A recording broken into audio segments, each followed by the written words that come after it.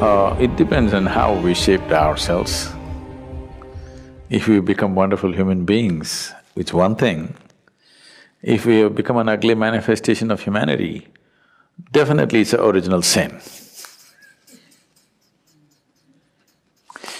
It's a mistake. Sin is too strong a word, maybe it's a mistake. So too many mistakes are being made in the world, no question.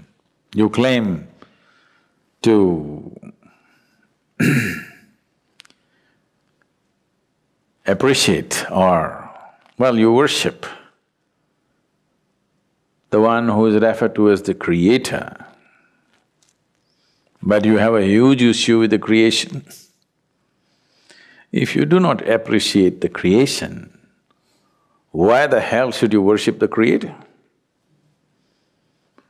Someone who made such a bad job of this, the only way you can even be born is through sin, I think he must be banished. Now, this is a fantastic device to keep people enslaved forever. If you do not even allow them to come to terms with their biology, they'll never come to terms with anything in their life. Always they will be dependent on an institution or a person or something who claims to have connections.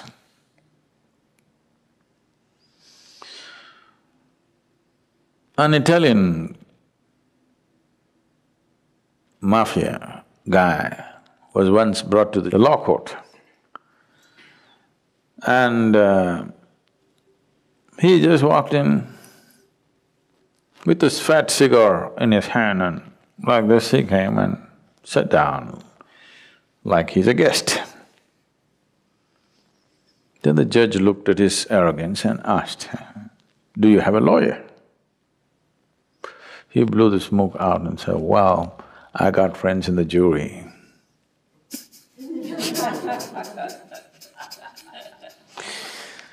So, people who are supposed to have connections elsewhere, you will always be enslaved to them because you feel guilty about your biology. This whole thing goes into more grosser and grosser states. So except in certain cultures, everywhere else where dominant religious beliefs were spread, in all those cultures, unfortunately, they make you feel guilty of your very existence, because that way you will always be enslaved to whatever they have set up. Something so fundamental as the menstrual cycles in a woman, she has to feel guilty about it and she's impure. Her existence is impure. Unfortunately, I want you and all the teachers of the world to understand, if your mother did not have menstrual cycles, you wouldn't be born, even if she met your father. Yes. So the life-making material, unused, is what it is. And if that is impure, your very birth is impure, that's what they're anyway trying to tell you, that your birth is impure.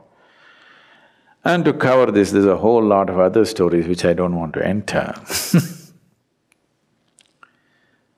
Once you are not in terms with your own physical existence, you essentially will never ever be in terms with any other dimension of your life. This itself will cover you forever.